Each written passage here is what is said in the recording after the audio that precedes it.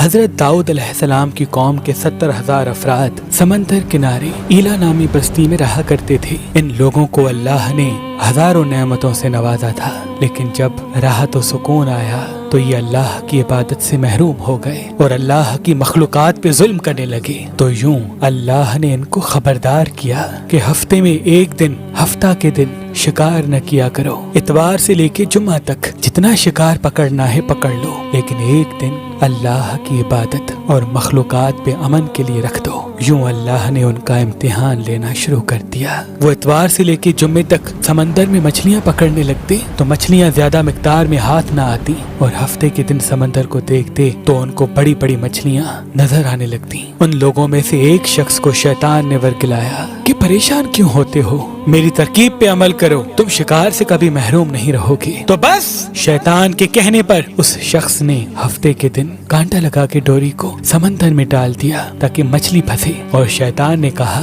اس مچھلی کو تم اتوار کے دن نکالنا، اور یوں ہفتے کی حرمت بھی باقی رہے گی اور تمہارا شکار بھی ہو جائے گا۔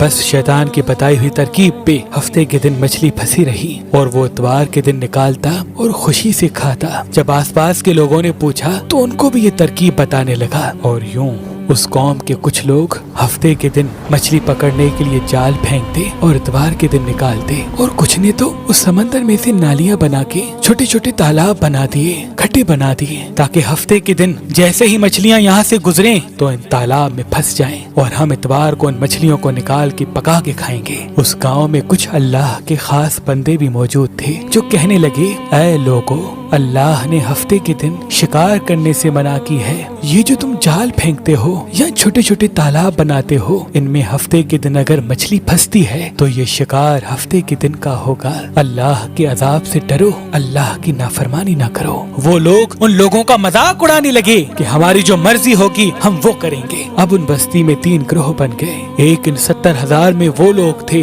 جو ان نافرمان لوگوں کی بار بار اصلاح کرتے، دوسرے وہ جو ان لوگوں سے نفرت کرتے اور خاموشی اختیار کیے ہوئے تھے، اور تیسرے وہ جو گمراہ ہو کر اللہ کی نافرمانی کر رہے تھے۔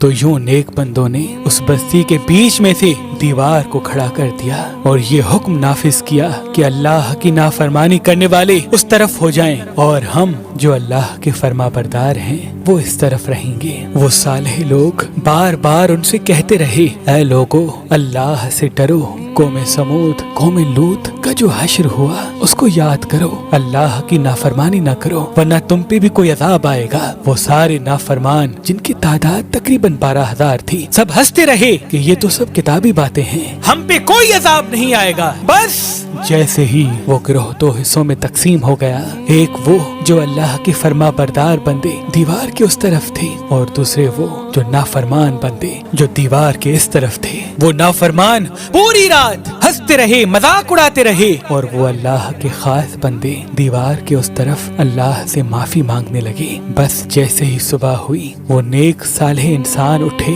انہوں نے محسوس کیا کہ دیوار کے اس طرف سے کسی انسان کی آواز نہیں آ رہی۔ جیسے ہی دیوار کی اس طرف چڑھ کے دیکھنے لگے کہ سارے کے سارے وہ لوگ بندر کی شکل میں تبدیل ہو چکے تھے اور بندروں کی حرکت کو انجام دے رہے تھے۔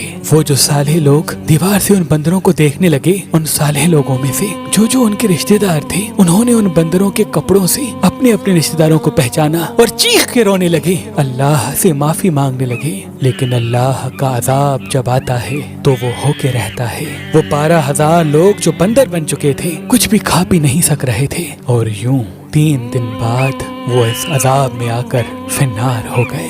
بے شک اللہ ان بندوں کو پسند نہیں کرتا جو اللہ کی نافرمانی کرتے ہیں۔ اے اللہ، ہم سب کو اپنا فرما بردار بندہ بنا، ہم کو ویسا بنا جیسا تو ہمیں دیکھنا چاہتا ہے۔ آمین ثم آمین۔